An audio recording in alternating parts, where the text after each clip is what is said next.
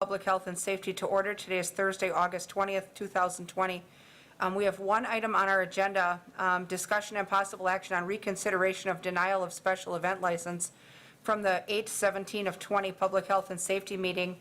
The requester is MTE Monster Truck and More with an event that's set for August 29th of this year. AMP Live Events LLC is hosting that event. We ended up denying the application because we couldn't get feedback from the organizer. We thought at one point that we had him connected on WebEx, and it turned out we did not. We later then found out that there was a problem with the link for him to be able to access the meeting audio. So given the fact that he was trying to reach us and couldn't, we figured the fair thing for us to do was to reconvene and meet with him tonight. So we have Mr. Torgerson with us, the organizer of the event. So if you'd like to come up, and we have a few questions about the event. Now, we've gotten a little more information since Monday, which helps. Is this actually, is it one event or two? Is there one at 1:30 and one at 7:30? Correct. Okay, so your estimated crowd through 3,000 to 4,000, is that between the two or each? Yeah, that would be split up, and that's part of the reason we do now that we do two events instead of just the one, just to naturally break up the crowd size. Okay, that was an important question, because I talked with the fire marshal today, and he said they've estimated the capacity of that venue when it's full, including the infield, to 10,000. So even with that infield area in use for the truck event, they should be able to spread out pretty far within the confines of the grandstand if they use the entire grandstand, and it's split between two shows. We had some questions about your distancing plan and how you would keep people from sitting on top of one another that didn't come there together. So Sure. the other question was about alcohol service. Will you be wristbanding the attendants when you check them for age? As of right now, we're still waiting to hear back on the nonprofit. Okay. But as far as wristbanding, if that's something that needs to be done, of course we can do that. We certainly prefer it. It's easier for your servers to tell who's been checked and who hasn't if you wristband them right away when they come through the gate. Okay. It looked like on the application you were looking to contract with the Noon Optimist Association. Correct. They would need a picnic license for that event, and as far as I know, we've not seen a picnic license application from them, and we don't have another meeting before the event to give them one. So that could be problematic on the alcohol service end if they haven't applied for the picnic license and don't get one. They need one to do the event. And I guess the reality is if they don't get one, on our end, the alcohol sales isn't a make or break for us. Okay. It's a family event, so if there's alcohol, that's fine. If there isn't, that's fine as well. Okay. If they don't get that picnic license and get everything lined up in time, that may be what needs to happen, is it may need to be a non-alcoholic event. Yeah, and the last I heard is on the way over, they, from my office, was that they contacted, I believe, Mary here, but Okay. I'm not sure that they got everything back to her. Okay. And that's the last I heard of it today. Okay. And we'll do our best to try to pull it together if we can, but if we run out of time, that may be where we're left. Understood. The Marathon Park grandstand area is confined by fencing within itself. So within the city, we have a fencing ordinance for the service area, but Marathon Park's grandstand area is one of the areas where we consider events case by case to be exempt from that fencing requirement because the grandstand is self-contained.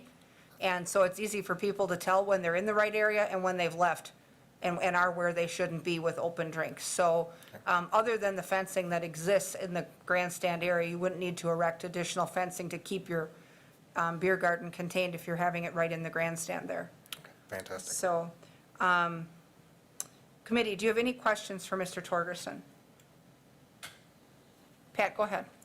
Yeah, do you have, I don't know if there's a diagram of the seating area or whatever, but what's your plan for spreading people out if they get into that grandstand? Because I almost think you'd have to skip every other row rather, even whatever. Sure, as the people come in, there's actually two sections there's going to be the, what's called the general admission section, and then there's like the VIP section. Regardless what section that is, the people will come in groups, and then we seat them as a group. So once that group is seated, then we can seat the next one, so everybody's not right on top of each other. And also, that's the part of the reason we decided to do the 2 events versus the 1, just so there was a lot of extra space, so nobody's crowding on top of each other. So you'd be ushering them to seating rather than letting them just run in and pick their own, is that, For the groups, yep. okay. Okay, So we've got extra staff to do that. And to be perfectly honest, are we going to be able to get every single person when they're trying to come in? Probably not, but we can get the majority of the groups, seated. So if Group A comes in and they sit in a row 3, are you going to skip row 4 and go to row 5? Or are you just going to keep them separate? How much space is there going to be practically between the people who attend this? And unfortunately, for me to answer that in the best way, my site visit isn't till Monday. So I can't give you a definitive answer on exactly the placement. okay. That area, in the past, other events, well, pre-pandemic, but other events that needed to cordon off an area are able to do it pretty easily. I mean, you can yellow tape off an area, you can yellow tape off a row, whatever. They are, seats with cup holders and backs on them. There's a left section, center section, and a right section, part of which is covered, part of which is not. But it's not like bleacher seating and trying to split up bleacher seating. There are physical seats. So, if you have a plan where you would, seat people in one row and not the other, and then seat them in the, every other row, or seat them, diagonally from one another, or however you lay them out, it's pretty easy to tell. Yeah, and I did see the seating on there, which is perfect. Like you said, it's individual seating, so. Right. At that site visit, we can decide whether, we want to split the seating, basically horizontally, or, I guess you'd almost say vertically, as far as the rows. Sure. And like I said, for me to tell you right now definitively what we're going to do on that, I can't tell you that until I get there. Okay. And I see you did have signage produced for the event that indicates that, if people are either immune compromised or not feeling well, that they stay home, and then that they maintain distancing. I assume you'll have that posted throughout the venue? Absolutely, and those signs are already made. Perfect. And there's a few things, if you want me just to run over. Sure. This is stuff that we've Yep. done without being asked to Sure. do it. Yep, walk us right on through. We figured if you were doing this in other cities, that you have this plan down, so. Correct. The first starts with when the patron purchases the ticket. Typically, they would go to a ticket outlet, go in, buy the ticket, and then, go home. Right now, we're going to a solely online. So they'll go online, purchase their ticket, print it off at home, and then when they come to the event, it just gets scanned. So there's nothing, we don't touch anything Changing that they hands, have. okay. Nothing's changing. Like I mentioned, instead of doing the one event, we're actually splitting that up into an afternoon and an evening show.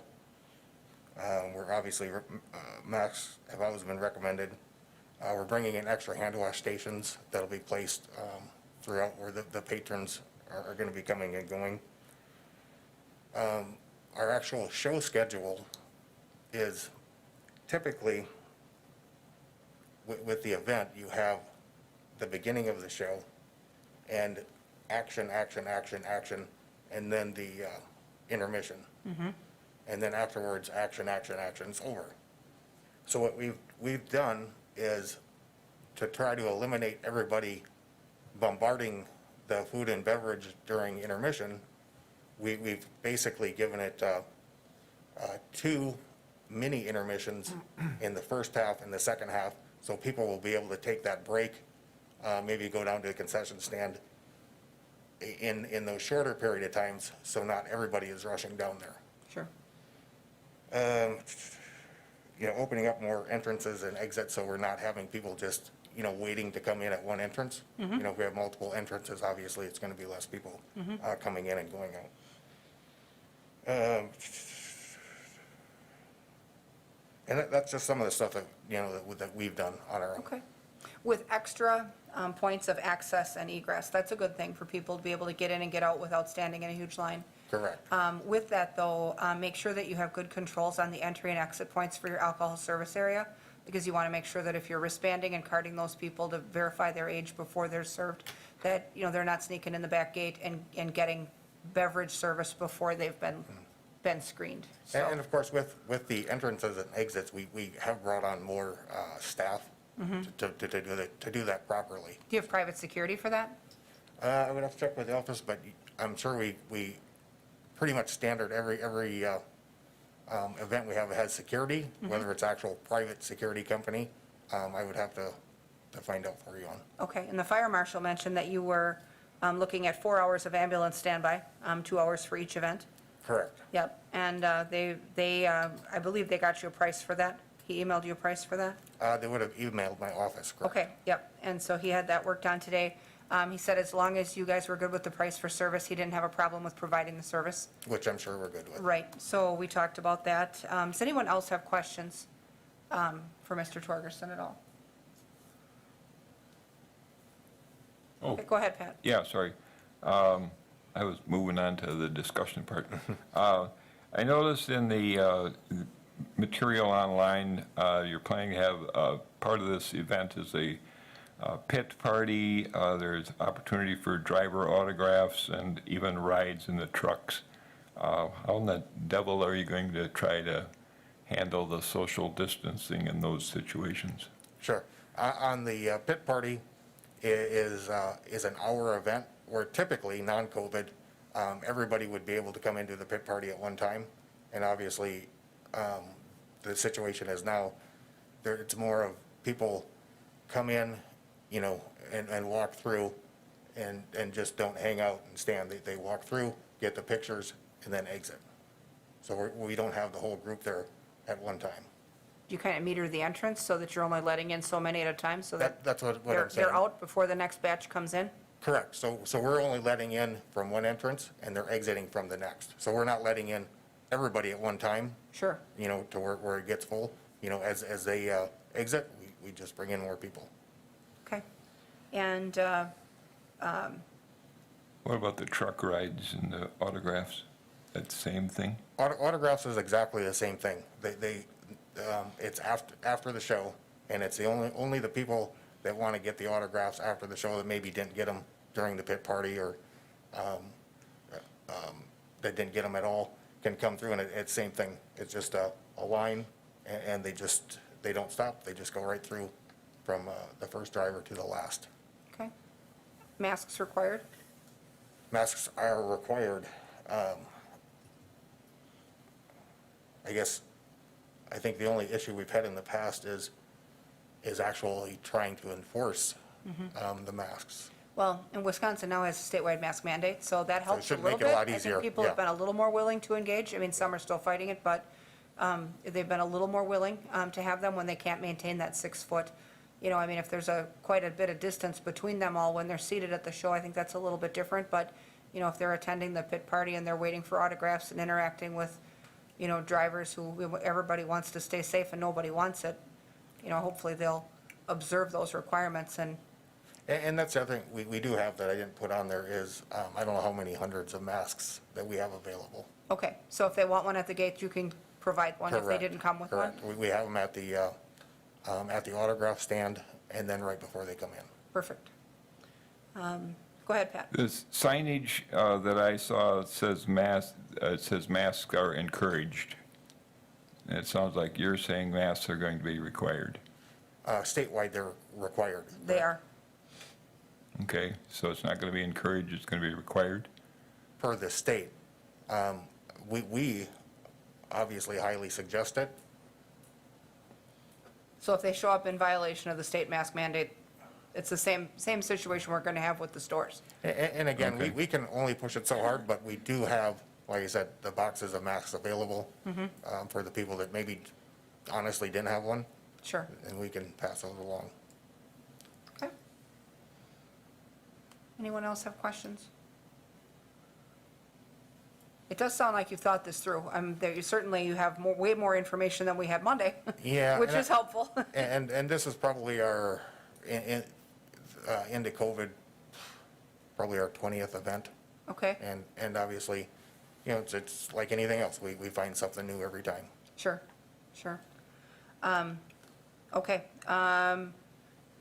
That said, I think that it does seem like you have a decent plan. We got to figure out what to do with the alcohol. Hopefully Mary gets that squared away with the Optimists before your event. We basically have a week to get that figured out. So, other than that, committee members, how do you feel about the application? Does someone want to put up a motion to approve the event? For purposes of discussion, I will move to approve. Okay, we have a motion from Peckham to approve the event. Is there a second? I'll second. Okay, second by McElhaney. Further discussion or questions? Go ahead, Pat. I feel bad about this, but, I think you're really trying to do the right thing, and this is not necessarily, well, it's certainly not your fault, but earlier this year, we told all our cute little local kids that they couldn't come to our 3 swimming pools, and I think it would be wrong for us to now say, well, you can't swim, but you can go to this monster truck thing, so I'm going to be voting no on this. I don't know how it's going to go. I do think that you've made quite a diligent effort to make this safe, and if it passes, but it's going to be without me. Thank you. Other committee members, comments, questions? If not, members in favor signify by saying aye. Aye. Opposed? Nay. Record 1 opposed. Ms. McElhaney? Sorry, I forgot to roll call you. I'm an aye. Are you an aye? Okay, you're an aye. So let the record show then that event has been approved 3-1 with 1 absent.